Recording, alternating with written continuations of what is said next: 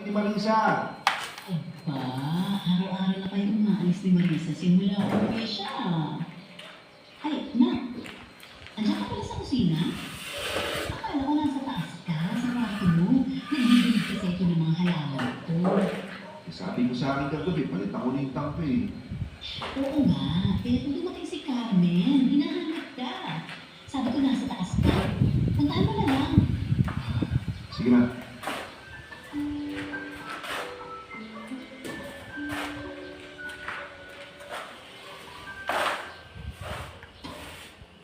Akala ko ba hindi ka magiging demanding at hindi ka abuso? Bakit umabot ka sa kwarto mo? Wow! Napakasulit mo naman, Henry. Para bumibisita lang eh. This is not me being demanding or abusive, ha? Pero pa mo dito. Invasion of privacy na to, di ba? Henry, relax lang. Wala naman akong masamang ginagawa. I came here kasi kailangan natin mag-usap. Ano pag-usapan natin?